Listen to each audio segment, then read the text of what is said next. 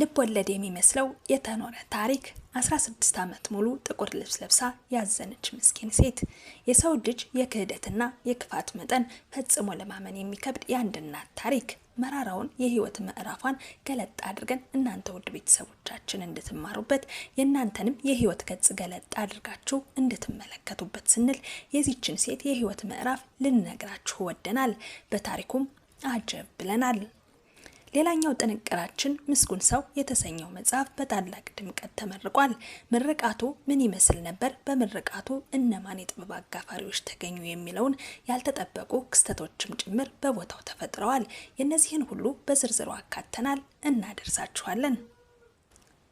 ሰላም እንደምን ቆያችሁልን? የተወደዳችሁና የተከበራችሁ በአገር ውስጥም በውጭም የምትገኙ ውድ የዛምራን አዲስ ቤተሰቦች ዛምራን አዲስን ቀዳሚ ምርጫችሁ ስላደረጋችሁ ምስጋናችን ላቅ ያለ ነው። ቻናላችን አዳዲስ ወቅታዊ አዝናኝና አስተማሪ ሁነቶችንና ትርክቶችን ወደ እናንተ ውድ ቤተሰቦቻችን ተደራሽ የሚያደርግ መሰናዷችን ነው። ውድ ቤተሰቦቻችን ቻናላችን አዲስ ቻናል ነውና ቀና ትብብራችሁን እንሻለን። ቪዲዮን ላይክ በማድረግ ጀምሩ። ሼር፣ ሰብስክራይብ በማድረግ ለዘወትር ተወዳጁን ሀሳብ አስተያየታችሁን ኮሜንት ላይ ያስቀምጡልን። የለቀቅናቸው አዳዲስ ቪዲዮዎች በቀጥታ እንዲደርሳችሁ የደወል ምልክቷን በመጫን አብራችሁን እስከ ፍጻሜው ዝለቁ፣ ታተርፋላችሁ። ወደ ቀዳሚ መረጃችን እናመራለን።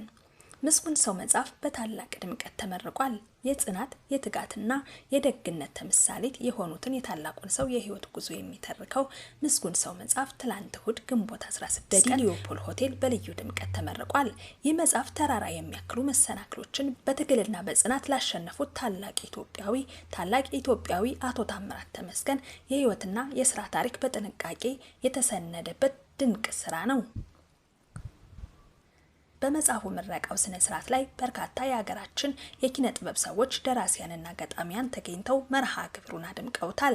ከነዚህም መካከል ጸሐፌ ተውኔት አዘጋጅና ገጣሚ ጌትነት እናየው፣ ጸሐፌ ተውኔትና አዘጋጅ ስዩም ተፈራ፣ ደራሲና ጋዜጠኛ ዘነበ ወላ፣ ጋዜጠኛና ሀያሲ ተፈሪ መኮንን፣ ገጣሚና ሀያሲ ባዩልኝ አያለው፣ ወጣት ገጣሚያኑ መንበረ ማርያም ኃይሉና ፍሬ ህይወት መላኩ እንቁ ባለክራር ሀብታሙ ቱምሳ ተገኝተው ውብ ስራዎቻቸውን ለታዳሚው አቅርበዋል።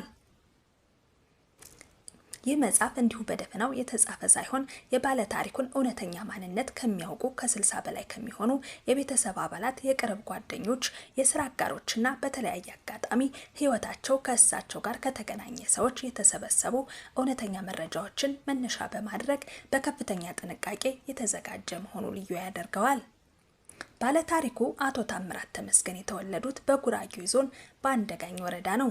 ህይወትን በሊስትሮነትና መሰል እጅግ አነስተኛ በሆኑ ስራዎች የጀመሩት አቶ ታምራት ራሳቸውን በብዙ ውጣ ውረዶችና በትግል በማብቃት ዛሬ ላይ ሀገሪቱ አሉ ከምትላቸው ታላላቅ ታዋቂ የህንጻ ግንባታ ኮንትራክተሮች አንዱ ለመሆን በቅተዋል። እጅግ ስኬታማ የሆነውን ታምራት ተመስገን ህንጻ ስራ ተቋራጭ ድርጅትን በመመስረት ለበርካታ ዜጎች የስራ ዕድል የፈጠሩ ሲሆን ብዙዎች በሙያው እንዲበቁና ራሳቸውን እንዲለውጡ የጀርባ አጥንት መሆን ችለዋል። አቶ ታምራት ከጠንካራ ሰራተኝነታቸው ባለፈ በማህበራዊና በበጎ አድራጎት ስራዎቻቸው እጅግ የሚታወቁ ባለውለታ ናቸው። በችግር የተዘጉ በርካታ ድሆችን በር ከፍተዋል። አቅመ ደካሞችን ደግፈዋል። የታመሙትን አስታመዋል። በሙያ ቸውም ሆነ በገንዘባቸው መንገዶችን፣ ቤተ እምነቶችን፣ የሕክምና ተቋማትንና ትምህርት ቤቶችን በመገንባትና በመደገፍ ለአገልግሎት አብቅተዋል። ለወጣቱ ትውልድ ትልቅ ትምህርት፣ ብርታትና የተስፋ ስንቅ የሚሆነው ይህ መጽሐፍ በውስጡ በርካታ አስተማሪ መረጃዎችን ይዞ ለንባብ በቅቷል። ወደ ሌላኛው መረጃና እጅግ ልብን ወደሚበላው ታሪክ ልናመራ ነው።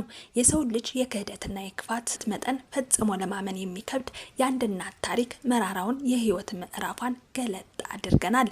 እናንተ ውድ ቤተሰቦቻችን እንድትማሩበት የእናንተንም የህይወት ገጽ ገለጥ አድርጋችሁ እንድትመለከቱበት ስንል የዚችን ሴት የህይወት ምዕራፍ ልንነግራችሁ ተሰናድተናል።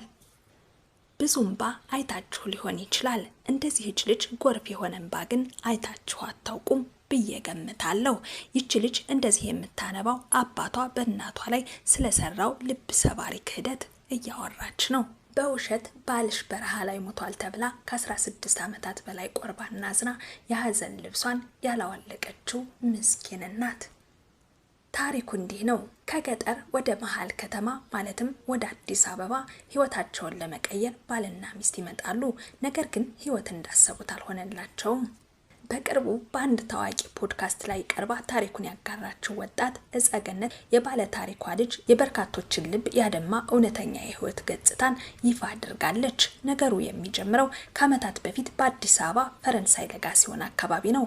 ጥንዶቹ ከተጋቡ 2 ዓመታትን ቢያስቆጥሩም ማህፀን ዘግ ሆኖ የልጅ ሽታ ማግኘት አልቻሉም ነበር። እናትየው እጅግ ጠንካራ የሃይማኖት ሰው በመሆኗ በትዳሯ የገጠማትን የብቸኝነትና የልጅ ጦት ሀዘን በጸሎትና በጸበል ስትወጣው ኖረች።